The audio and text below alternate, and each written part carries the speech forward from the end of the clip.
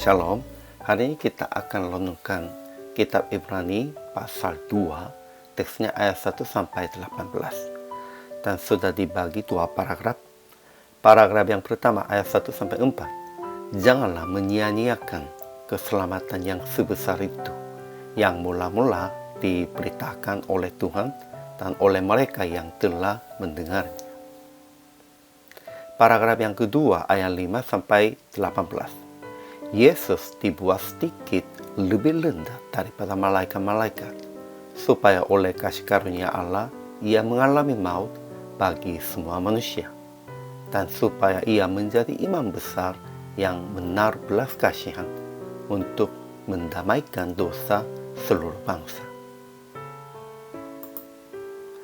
Kesimpulannya, dalam tradisi orang Ibrani, firman dikatakan dengan perantaraan malaikat-malaikat, dan setiap pelanggaran dan ketidaktaatan dapat dihakimi.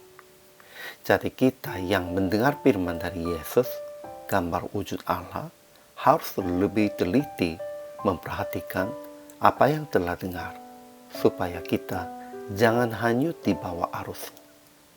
Yesus dibuat sedikit lebih rendah daripada malaikat-malaikat untuk waktu yang singkat, supaya oleh kasih karunia Allah ia mengalami maut bagi semua manusia.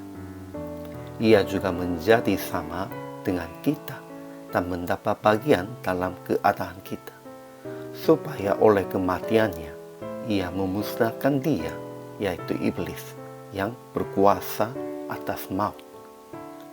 Sebab oleh karena ia sendiri telah menderita karena pencobaan, maka ia dapat menolong kita yang dicobai.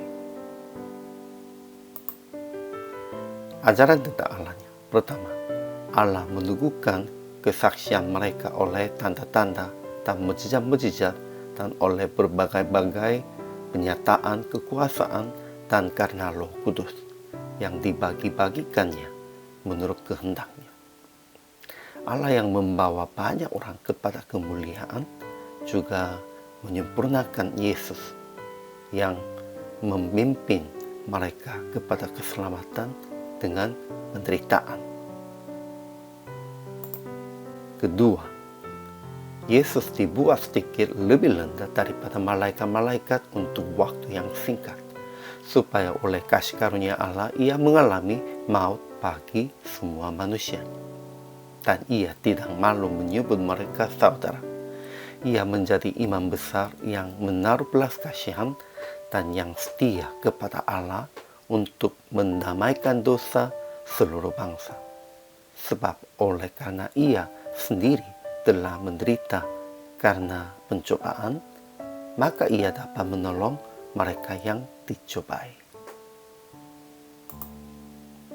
Ajaran tentang manusianya. Pertama, kita harus lebih teliti dan memperhatikan apa yang telah kita dengar, supaya kita jangan hanyut di bawah arus.